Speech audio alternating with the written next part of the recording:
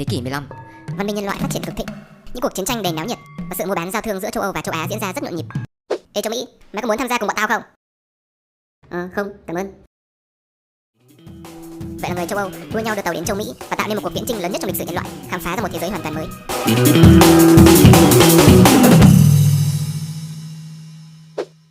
Đây là bản đồ thế giới. Chỗ này là châu Âu, đây là châu Á và dưới này là châu Phi. Mọi người đã sinh sống trên lục địa này từ hàng chục ngàn năm trước. Còn tao nữa. Châu Mỹ là một lục địa tách biệt bởi Đại Tây Dương và nó hoàn toàn chưa xuất hiện trên bản đồ. Tại châu Âu, một tộc người đội mũ sắt, mặc áo giáp và cầm rìu, đó là người Viking. Người Viking đã xâm lược hầu hết các vùng lãnh thổ ở phía Bắc châu Âu. Cái bản đồ thế giới, chúng ta sẽ đi về hướng Tây qua biển là có thể tới được lục địa mới. Bản đồ thế kỷ thứ 7 làm gì đã có lục địa mới. Bản đồ này em tải trên mạng. Vậy là người Viking di chuyển từ Na Uy đến Iceland, từ Iceland đến Greenland, từ Greenland đến phía Bắc châu Mỹ. Chúng ta chính là những người châu Âu đầu tiên đặt chân lên lục địa này. Dạ thưa ngài, dự báo rằng thời tiết ở đây chuẩn bị tụt xuống âm 50 độ C. Và bọn thổ dân đang chuẩn bị ăn thịt chúng ta. Chuẩn bị, sẵn sàng chiến đấu. Bọn nó đóng băng hết cả rồi ạ. Thời tiết quá khắc nghiệt và sự kháng cự của người dân bản địa khiến người Viking quyết định chuồn khỏi lục địa này. Và những khám phá của họ không được ghi chép lại gì nhiều. Thế kỷ 15, thời Trung Cổ kết thúc và chuyển sang thời Phục Hưng. Văn hóa, khoa học và kinh tế phát triển rực rỡ. Người châu Âu và người châu Á buôn bán giao thương qua một con đường được nối từ châu Á sang châu Âu. Tại phía nam châu Âu, người Byzantine và người Ottoman đập nhau. Vì thế, con đường tơ lụa bắc qua đây đã bị cắt đứt. Vậy là các nước châu Âu lại phải tìm một con đường mới đến châu Á. Một thời đại mới được mở ra, được gọi là thời đại khám phá. Bồ Đào Nha và Tây Ban Nha là hai quốc gia đầu tiên khởi hành các cuộc thám hiểm. Bồ Đào Nha đã tài trợ cho Vasco da Gama, còn Tây Ban Nha thì tài trợ cho Christopher Columbus. Ta sẽ đến châu Á bằng cách đi về hướng đông, còn ta sẽ đi về hướng tây. Về phần Vasco da Gama, ông ta khởi hành chuyến thám hiểm xuất phát từ Bồ Đào Nha. Hành trình của chúng ta là thế nào đấy ạ? Trước tiên chúng ta sẽ đến mũi Hảo Vọng tại phía nam châu Phi. Chúng ta đến rồi đấy ạ. Nhanh vậy! Số tài liệu viết từ Bồ Đào Nha đến đây phải mất mấy tháng cơ mà, tại vì thời lượng của video này có hạn. Còn chúng ta thì như nào ạ? Chuyến đi của chúng ta sẽ hoành tráng hơn bọn nó nhiều. Columbus nổ neo theo hướng tây, xuyên qua Đại Tây Dương và sau 3 tháng ông ta đã cập bến một vùng đất mới. Vậy là ta đã đến được Ấn Độ. Tại mũi Hảo Vọng, nhóm thám hiểm của Vasco da Gama tiếp tục lên đường. Họ vòng qua mũi Hảo Vọng, tiến vào Ấn Độ Dương và đi men theo bờ biển thuộc khu vực phía đông châu Phi. Đây là đâu? Chúng ta đang ở Mozambique thuộc Đông Phi ạ. Vậy tại sao ở đây nhiều người Ả Rập thế? Hiện tại khu vực này đang bị người Ả Rập kiểm soát. Ngài phải cải trang đi, không là tới công chuyện của bọn nó đấy. Nhỡ chúng nó vẫn phát hiện thì sao? Em đọc kỹ vụ này trên mạng rồi, ngài yên tâm. Đứng lại. Dạ đại ca cho gọi em ạ. Bọn mày là ai? Dạ bọn em là người châu Âu đang cải trang thành người Hồi giáo ạ. Thế à, cho qua. Ê, hình như có gì sai sai ấy. Người thấy chưa, em đã bảo mà. Sao mày bảo là đọc kỹ rồi? Dạ thì tài liệu trên mạng viết là chúng ta sẽ bị phát hiện ạ. Này định làm gì thế ạ? Bắn trả chứ làm gì?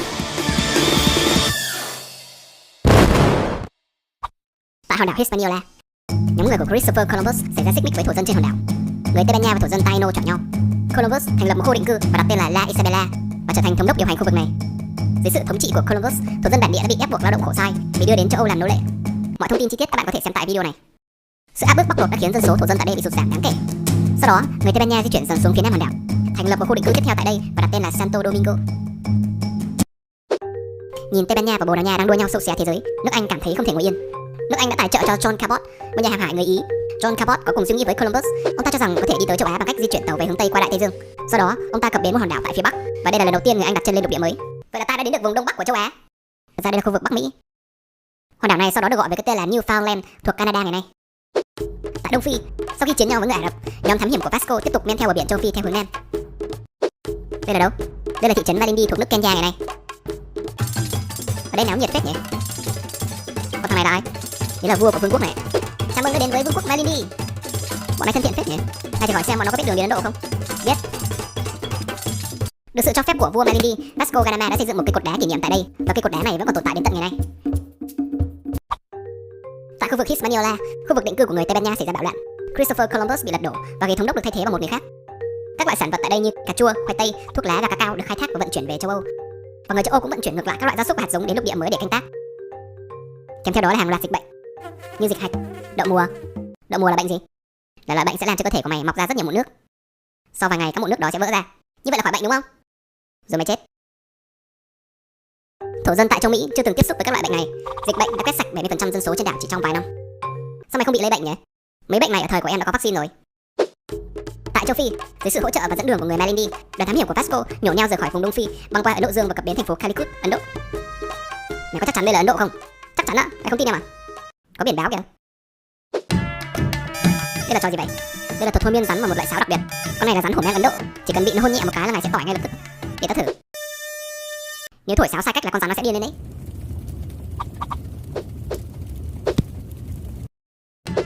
Sợ thật, tí nữa thì toi. Tiếp theo chúng ta sẽ ghé thăm sông Hằng chưa ạ? Ý kiến hay đấy. Chúng ta đến đây đâu phải để đi du lịch. Dạ thế để làm gì ạ? Chúng tôi là sứ thần đến từ Bồ Đào Nha, được cử đến đây xin được thiết lập mối quan hệ giao thương với quốc gia của ngài ạ. Thế có quà cáp gì không? Dạ có, đây là áo choàng, san hô, dầu ăn và mật ong ạ. Toàn đồ linh tinh, không có vàng bạc châu báu gì ạ? Dạ ngoài ra tôi sẽ khuyến mại cho ngài thêm thằng này nữa. Em sẽ nâng khăn sửa túi cho ngài suốt đời. Vua Ấn Độ không chấp nhận cống vật và từ chối lời đề nghị giao thương của Vasco. Chỉ tại mày, sao lại tại em ạ? Trong khi đó tại Bồ Đào Nha, Amerigo Vespucci, một tay buôn người Ý, được sự hỗ trợ của hoàng gia Bồ Đào Nha, đã du hành đến vùng đất mới mà Columbus cho là Ấn Độ. Ông ta di chuyển xuống phía nam lục địa, tiến vào một con sông rất lớn. Hình như chuyến thám hiểm nào cũng có mặt mày nhỉ? Chắc là nhầm em với ai đấy ạ? Ok, để tìm xem khu vực này có vàng bạc gì không. Con ếch này trông đẹp quá nhỉ? Đây là ếch phi tiêu độc. Sao lại gọi là ếch phi tiêu độc? Chỉ cần chạm nhẹ vào da của nó là ngài sẽ bị nhiễm độc và tỏi ngay lập tức. Cá to đấy, bữa tối nay ấm rồi. Ở con sông này còn có một loại cá rất đặc biệt. Cá gì vậy? Đây là cá piranha, nó sẽ rỉa thịt ngài chỉ trong vài phút.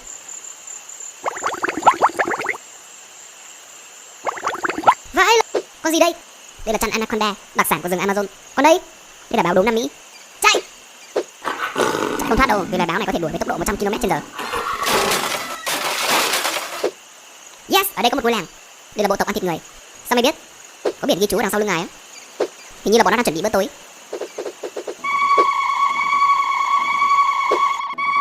Đoàn thám hiểm của Amerigo di chuyển khỏi khu vực rừng Amazon, quay về hòn đảo Hispaniola của Tây Ban Nha, lấy thêm đồ tiếp tế để chuẩn bị cho hành trình quay lại Bồ Đào Nha. Cái gì đấy? Em bắt cóc mấy thằng này về bán để kiếm thêm ít thu nhập. Khoảng hơn 200 thổ dân đã bị đưa về Bồ Đào Nha để bán và trở thành nô lệ. Tại Ấn Độ, sau khi thất bại việc thương thuyết tại Ấn Độ, đoàn thám hiểm của Vasco da Gama lên đường quay về Bồ Đào Nha. Mấy thằng này đâu ra vậy? Tại bọn nó từ chối lời đề nghị của chúng ta nên em bắt cóc mấy thằng này về cho bó ghét. Ở thời điểm này, gió biển thổi ngược chiều so với hướng mà tàu di chuyển, vì thế tốc độ của đoàn thám hiểm bị chậm lại đáng kể. Cố gắng lên, chỉ cần về đến Bồ Đào Nha, chắc chắn chúng ta sẽ được đức vua ban thưởng. Mà bọn thủy thủ đâu hết rồi? Dạ chúng nó chết gần hết rồi. Khi về đến Bồ Đào Nha, Vasco nổi tiếng và được săn đón như một idol. Thế nào, kể cho ta nghe hành trình khám phá của ngươi nào. Thế nó cập đến được thành phố. Thành phố gì? Thành phố Calicut. Thành phố Calicut của Ấn Độ ạ. Ngoài ra còn bắt cóc được mấy thằng người Hindu nữa. Hay lắm, vậy là chúng ta đã tìm đường đến châu Á thành công. Người xứng đáng được khen thưởng. Hay, quả này ngon rồi. À ta quên, thế còn việc thương lượng để mở đường giao thương với bên đó thì sao? Dạ việc đấy thất bại rồi ạ. Đoàn thám hiểm của Amerigo vừa quay lại Bồ Đào Nha. Thưa bệ hạ, đoàn của lão Amerigo vừa quay về ạ. Cho lão vào. Thưa bệ hạ, thần vừa từ Ấn Độ trở về và mang theo vài thằng người Ấn Độ về làm quà cho ngài đây. Cái gì? Đây đâu phải người Ấn Độ. Đây mới là người Ấn Độ. Đây mới là người Ấn Độ. Đây mới là người Ấn Độ. Đây mới là người Ấn Độ. Một đánh nhỏ à? Thôi ngay. Ta lệnh cho lão Amerigo quay lại đó tìm hiểu kỹ lại xem đó chính xác là nơi nào. Mày nhớ mặt tao đấy. Ấn Độ này là của tao. Còn Ấn Độ này là của tao. Vậy thì tại sao chúng ta không chia đôi bản đồ thế giới ra, mỗi thằng một nửa để sau này khỏi xâm phạm nhau? Chia đôi bằng cách nào? Bằng cách ký vào bản hiệp ước này. Ok. Theo bản hiệp ước Tordesillas, phía đông trái đất thuộc về Bồ Đào Nha, còn phía tây thuộc về Tây Ban Nha. Từ từ đã, ai cho phép bọn mày tự tiện chia phần như thế hả? Thì đây là khu vực do bọn tao khám phá được, nên đương nhiên nó là của bọn tao. Bọn tao không nghĩ thế. Vậy là bản hiệp ước Tordesillas thực chất chỉ có hiệu lực giữa Tây Ban Nha và Bồ Đào Nha. Sau chuyến đi đầu tiên của Vasco, Bồ Đào Nha quyết định quay lại Ấn Độ để thương thuyết lại một lần nữa. Nhưng lần này chỉ huy được thay thế bằng một người khác. Khoảng bao lâu nữa thì tới Ấn Độ? Chắc là phải đến video sau ạ. Có dự báo chúng ta sắp đến gần một dòng hải lưu ạ. Thì sao? Dòng hải lưu sẽ đẩy đoàn tàu của chúng ta trôi dạt về phía tây. Vãi lộn. Và đoàn thám hiểm của Capro cập bến một bờ biển hoàn toàn xa lạ. Chúng ta đang đi đâu đây ạ? Đi tìm kiếm thức ăn nước uống và xem có người ở đây không. Sao phải tìm kiếm ạ? Bọn nó bao vây chúng ta từ nãy giờ rồi. Ngài tính sao ạ? Em bắt vài thằng về bán nhá. Mấy điên à? Chúng ta sẽ mở tiệc tại đây. Yeah! Cái gì? Với sự hỗ trợ của hoàng gia Bồ Đào Nha, đoàn thám hiểm của Amerigo quay lại lục địa mới lần 2. Lần này chúng ta sẽ đi thế nào đấy ạ? Men theo bờ biển xem thế nào. Nhưng chúng ta đã đến tận cùng mũi đất của lục địa này rồi ạ. Trung Quốc và Ấn Độ ở đâu? Tại sao đến tận cùng lục địa này rồi mà ta vẫn không thấy xuất hiện bất kỳ một nền văn minh nào? Chúng ta đang ở vị trí nào đây? Dạ ở đây ạ. Còn châu Á là ở chỗ nào? Dạ đây ạ. Ta hiểu rồi, thì ra đây không phải là châu Á, mà đây là một lục địa hoàn toàn mới. Vậy thì em sẽ đặt tên cho lục địa này là... Ta sẽ đặt tên cho lục địa này là Tân Thế Giới. Những ghi chép về chuyến đi của Amerigo được phát hành khắp châu Âu và bản đồ thế giới xuất hiện thêm một lục địa hoàn toàn mới. Sau đó mọi người sử dụng chính tên của Amerigo để gọi Tân Thế Giới. Tân Thế Giới được đổi tên thành lục địa Amerigo hay còn gọi là America. Tại Hispaniola, Tây Ban Nha bắt đầu dòm ngó các vùng đất lân cận. Họ đã đưa quân tới Cuba, càn quét thổ dân tại đây. Cuba trở thành vùng đất thuộc địa tiếp theo của Tây Ban Nha, và từ đây một cuộc viễn chinh của người châu Âu đến tân thế giới bắt đầu bùng nổ.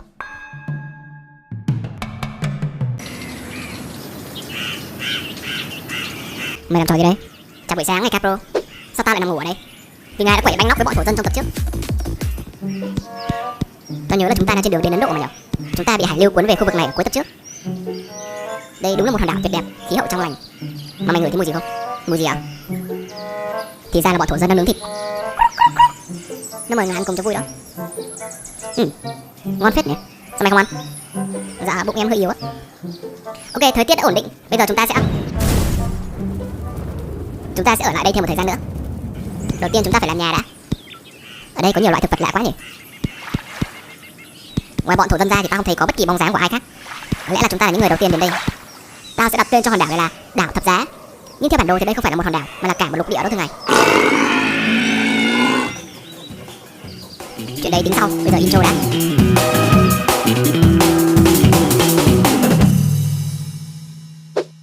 Ok, thời tiết đã ổn định, bây giờ chúng ta sẽ... Cho dù thế nào đi nữa chúng ta vẫn phải lên đường. Lịch trình của chúng ta là thế nào ạ? Chúng ta sẽ cập đến châu Phi sau vài tháng nữa, nếu vẫn còn sống.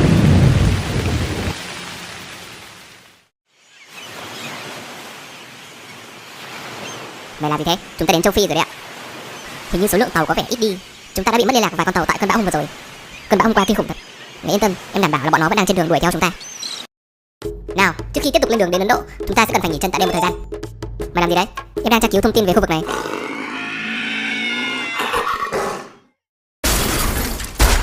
Có gì vậy? Dạ ở đây có nhiều sư tử lắm thưa ngài. Khí hậu ở đây nóng thật. Châu Phi mà lấy. Dân ở đây có vẻ nghèo đói và lạc hậu. Đến tận thế kỷ 21 họ vẫn thế đấy ạ. Còn đây là người gì? Sao nhiều lông thế? Đây là con Tinh Tinh, nó khỏe lắm đấy ạ. Ngài không thích ở lại đấy nữa à? Ta có ý tưởng khác hay hơn. Ê, hình như đằng kia có tàu kìa. Đâu? Đúng là có 3 con tàu. Mau đuổi theo bọn chúng. Mấy thằng kia đứng lại. Mày có nghe tiếng gì không? Tiếng gì?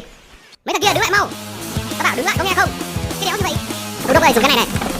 Ta đếm từ 1 đến 3 mà không dừng lại, tao sẽ bắn. Vãi lì, ông ta bị điên à? 3, 2, 1. Dạ thưa đô đốc, chỉ bắt được mấy thằng này, còn mấy thằng khác chạy thoát rồi ạ. Bọn mày là ai? Từ đâu đến? Lề. Đô đốc chờ chút để em đi lấy cái kéo. Dạ bọn em là thương nhân đến từ vương quốc Malindi ạ. Malindi là chỗ nào? Là vương quốc mà tập trước là Vasco đã đến một lần. Vua của bọn nó khá thân thiện. Nể tình vua Malindi, ta tha chết cho bọn mày, nhưng bọn mày phải chỉ đường cho tao đến bến cảng ở gần đây nhất. Đây là đâu? Đây là khu vực Mozambique. Mày cẩn thận đấy, tập trước là Vasco bị bọn Ả Rập ở đây đuổi gần chết. Sao ta có thấy thằng Ả Rập nào ở đây đâu? Còn lão già này chắc là vua ở đây à? Chào mừng các vị đã đến với Mozambique. Lão thân thiện phết mà, làm sao em biết được ạ? Chắc hẳn là các vị ở đây đến từ Bồ Đào Nha đúng không? Sao ông biết hay vậy? Ta còn chưa giới thiệu mà. Ta vẫn còn nhớ thằng kia đã đến đây ở video trước. Lão ta già mà chỉ nhớ tốt ghê. Lần này các vị quay lại Mozambique này chắc hẳn là có chuyện quan trọng. Chúng tôi đang trên đường đến Ấn Độ, nhưng hiện tại đang bị mất liên lạc với vài đoàn tàu. Chúng tôi muốn nghỉ chân tại vương quốc của ngài một thời gian để chờ họ. Vậy đoàn của các vị có quà gì để biếu ta không? Không. Vậy thì mời các vị cút. Thế bệ hạ, bọn Bồ Đào Nha qua lại khu vực này còn nhiều, ngài cứ cho bọn nó ở lại đi, còn quà thì chuyến sau mình đòi. Được thôi, các vị có thể ở lại đây bao lâu tùy thích. Có việc gì cần thì cứ báo lại với ta. Lão này trông xấu trai vậy mà tốt phết nhỉ. Chúng ta sẽ phải ở lại Mozambique này trong bao lâu ạ? Ta nói rồi mà, chờ đến khi mấy con tàu bị lạc đuổi kịp chúng ta. Alo, bọn mày đang ở đâu rồi? Đâu đó trên Ấn Độ Dương. Đi nhanh lên nhá, tao với đô đốc đang chờ ở bến cảng Mozambique. Ok. Chúng ta đi tiếp được chưa ạ? Bây giờ chúng ta đi đâu ạ? Nhổ nheo phi thẳng đến Ấn Độ thôi. Nhưng trong kịch bản của em, trước khi đến Ấn Độ thì chúng ta sẽ phải đến một vài nơi khác. Kệ mẹ kịch bản của mày. Có lẽ chúng ta nên cập bến vào một nơi nào đó để trú bão. Đây là đâu? Đây là thành phố Kiwa thuộc Đông Phi. Tập trước mày với Vasco đến đây chưa? Chưa, đây là lần đầu tiên người Bồ Đào Nha chúng ta đặt chân đến đây. Ta tưởng mày là người Việt. Chỗ khỉ ho có gáy này mà cũng gọi là thành phố á. Ở châu Phi thế kỷ 15 thế này là hiện đại rồi. Mà em quên chưa nói với ngài một chuyện. Chuyện gì? Chúng ta đang bị một toán quân theo dõi suốt từ lúc đến đây. Bọn mày là ai? Từ đâu đến? Bọn tao nhẹ nhàng thưa đô đốc. Nó xiên ngài bây giờ đấy. Bọn tôi là sứ giả đến từ Bồ Đào Nha. Bồ Đào Nha là nước nào? Đéo biết. Bọn mày đến đây làm gì? Các vị có thể dẫn tôi đến gặp vua của các vị để bàn công chuyện được không? Sao ta lại phải giúp bọn mày? Bọn này cứng phết, làm sao bây giờ? Ngài cứ để em. Nếu ngài đồng ý dẫn chúng tôi đến gặp vua Kiwa, tôi sẽ tặng cho ngài một món quà. Ok, vậy thì đi theo tao.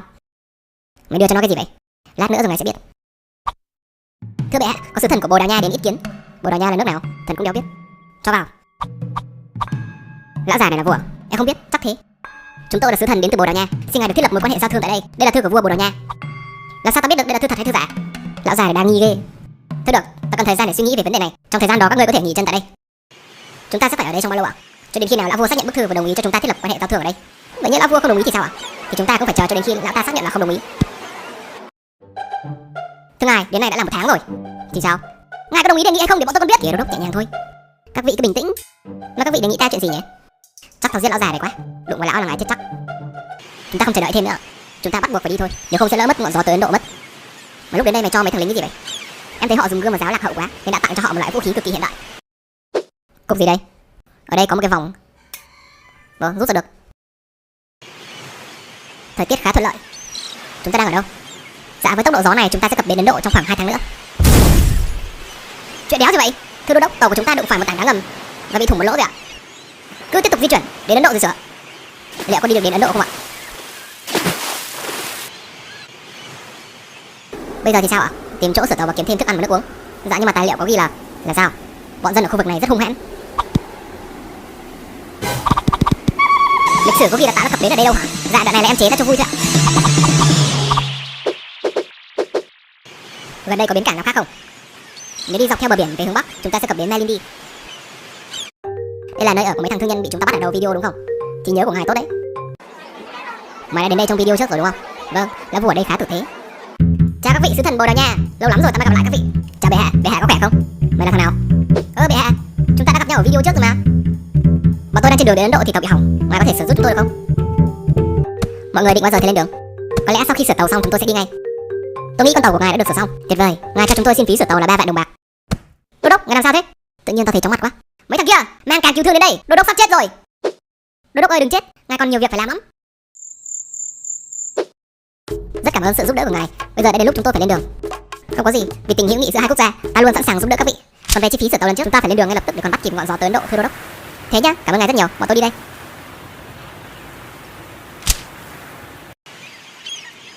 Ngài đã chuẩn bị kế hoạch gì khi đến Ấn Độ chưa? Trước tiên là sẽ phải thương lượng về việc mở tuyến đường giao thương ở đó. Lão vua ở đó rất tham lam. Lần trước em và lão Vasco đã bị tống cổ ra ngoài vì không nộp đủ cống vật đó. Ê, hình như có một hòn đảo. Đâu? Chúng ta đang ở đâu đây? Đây là đảo Anchadit. Chúng ta đang ở ngay sát Ấn Độ rồi. Ngài có thể nhìn thấy Ấn Độ ở ngay đằng kia. Ok, chúng ta sẽ tới đó ngay lập tức. Em nghĩ ngài nên để cho bọn thủy thủ nghỉ ngơi một thời gian. Tại Calicut. Thưa Zamorin, có tin báo phát hiện ra đoàn tàu của bọn Bồ Đào Nha đang tiến vào thành phố của chúng ta. Bồ Đào Nha là bọn nào nhỉ? Ngài không nhớ sao? Lần trước bọn nó đã đến đây xin ngài được mở đường giao thương và bị ngài từ chối đó. Xong rồi bọn nó còn bắt cóc người của ngài nữa đó. Ê, sao thằng này nhìn giống mày thế? Chắc là trùng hợp thôi ạ. Thế á? Đúng rồi, để thần chuẩn bị vũ khí để đuổi bọn nó đi nhá. Đứng lại. Cứ để bọn nó đến đây, ta muốn xem lần này chúng nó định làm trò gì. Đô đốc, bọn lính canh ở đây rất đông, hình như là bọn nó biết trước chúng ta sẽ đến đây. Mau dẫn bọn tù binh Ấn Độ ra đây. Rõ. Ngài định làm gì thế ạ? Ta sẽ dùng mấy thằng này làm con tin để tới cung điện của Zamorin. Ta là sứ thần đến từ Bồ Đào Nha, báo lại với vua của chúng mày là ta đến để trao trả tù binh. Chúng tôi rất xin lỗi về lần thất lễ lần trước. Lần này bọn tôi tới để trao trả con tin và có lời đề nghị hợp tác giao thương với thành phố của ngài. Thế có quả cáp gì không? Mày thấy chưa, em đã bảo mà. Mày yên tâm, tao lo được. Tụi bay mang vào đây. Rút kinh nghiệm lần trước, tôi đã chuẩn bị sẵn số vàng này để làm quà tặng ngài. Và đây là thư ngoại giao của vua Bồ Đào Nha. Rất tuyệt, nhưng nếu muốn ta đồng ý, các vị phải giúp ta thêm một việc. Vừa phải thế lão già, đã ăn bằng đấy vàng rồi còn gì? Kìa đô đốc. Vậy ngài muốn chúng tôi giúp việc gì? Việc này đơn giản thôi. Các vị có thấy đoàn tàu đang chở những con voi ở đằng kia không? Nó to lù lù thế kia, bọn tôi có bị mù đâu mà không thấy. Kìa đô đốc. Bọn tôi thấy, ý của ngài là gì? Đó là đoàn tàu của bọn Ả Rập đang chở những con voi chiến đến thành phố Cochin. Thế thì sao ạ? Số voi chiến đó là hàng lậu. Ta muốn nhờ các vị hãy chặn đoàn tàu của bọn chúng lại. Biết đó là hàng lậu mà ngài vẫn để cho bọn nó tự do hoạt động như thế kia sao? Nếu các vị ngăn chặn được đoàn tàu của bọn chúng, ta sẽ đồng ý ký kết hiệp ước giao thương với quốc gia của các vị. Đúng là đồ cơ hội, lão già chết tiệt. Bây giờ ngài tính sao? Bằng mọi giá chúng ta phải thiết lập được quan hệ giao thương ở đây, phải chấp nhận yêu cầu của lão ta thôi. Nhưng nếu tấn công vào đoàn tàu, chúng ta sẽ vô tình gây thù chuốc oán với thành phố Cochin. Chúng ta không có sự lựa chọn. Máy đâu? Dạ đô đốc cho gọi tên Ataide ra đây. Rõ. Dạ đô đốc cho gọi tôi. Ta ủy quyền cho người hãy mang đại bác và vũ trang chặn đoàn tàu chở voi của bọn Ả Rập lại. Rõ, thưa đô đốc. Chúc ngài may mắn. Cả mày cũng phải tham gia chiến đấu. Gì cơ? Đô đốc, lỡ em mà chết ai viết kịch bản cho video sau ạ? Liệu Bồ Đào Nha có thiết lập được quan hệ giao thương thành công tại đây hay không phụ thuộc vào kết quả của trận chiến này. Rõ. Chúng ta nhất định phải hoàn thành sứ mệnh mà hoàng gia Bồ Đào Nha đã ban. Rõ. Mãi mãi trung thành với bệ hạ. Rõ. Tốt, bây giờ thì tất cả lên tàu, chuẩn bị vũ trang sẵn sàng chiến đấu. Mày đi đâu? Dạ em đi vệ sinh ạ. Không đi đâu hết, đánh xong rồi đi. Dạ như thế thì em ỉa ra quân mất. Chỉ cần xong chuyến này là chúng ta sẽ kiếm được bộn tiền, chuẩn bị mà ăn chơi thôi. Chúng mày lái tàu cái kiểu đéo gì đấy? Thưa thuyền trưởng, có kẻ bắn đại bác vào tàu của chúng ta ạ. Thằng nào mà to gan vậy? Mấy thằng là dập kia, khôn hồn thì nộp số voi chiến đó cho tao rồi cút khỏi đấy ngay. Cái gì? Thằng nào vậy? Giết chết liền. Đi chuẩn bị vũ khí mau lên, chúng ta gặp cướp rồi. Nhanh lên, đừng để bố mày nổi nóng. Thuyền trưởng, chuyện gì? Bọn nó bắn trả kìa. Bọn mày gan to lắm mới dám cướp tàu của bọn ta. Để số voi đó lại rồi cút khỏi đây ngay. Bố mày sẽ cho chúng mày ra bã. Mày thấy thế nào ạ? Quả là một trận chiến rất đã mắt. Mày đoán xem bên nào thắng. Lợi thế có vẻ đang nghiêng về phía Bồ Đào Nha. Đại bác của bọn Bồ Đào Nha có vẻ hiện đại và có tầm bắn xa hơn. Bọn nó bắn chìm được một con tàu của bọn Ả Rập rồi thế này. Em nghĩ Bồ Đào Nha sẽ thắng. Sức mạnh của bọn châu Âu này ghê gớm thật. Thưa Zamorin, đô đốc Capro của Bồ Đào Nha muốn ý kiến ạ, cho họ vào. Thưa ngài, chúng tôi đã ngăn chặn thành công đoàn buôn lậu của bọn Ả Rập. Đây là một con voi chiến lợi phẩm, chúng tôi xin gửi tặng ngài. Sự nhiệt tình của các vị, ta nhất định sẽ ghi nhớ. Vậy lời cam kết của chúng ta trước đó thì ngài quyết định sẽ thế nào ạ? Đương nhiên là ta không quên. Đây là kim bài. Là sao? Cái này giống như là giấy phép đăng ký kinh doanh đó thưa ngài. Với chiếc kim bài này, các vị có thể lập nhà máy để tự do sản xuất và mua bán tại thành phố Calicut này. Yeah! Chúng ta thành công rồi. Sau trận chiến với người Ả Rập, đô đốc Capro đã thành công trong việc thương thuyết mở đường giao thương giữa thành phố Calicut và Bồ Đào Nha. Các nhà máy của người Bồ Đào Nha cũng lần đầu tiên được xây dựng tại thành phố Calicut. Tuy nhiên sau trận chiến, hiềm khích giữa người Ả Rập và Bồ Đào Nha cũng bắt đầu nhen nhóm, và sức mạnh quân sự của người Bồ Đào Nha cũng khiến cho Zamorin cảm thấy đây là một mối đe dọa. Câu chuyện này sẽ diễn biến ra sao? Mời các bạn đón xem video sau.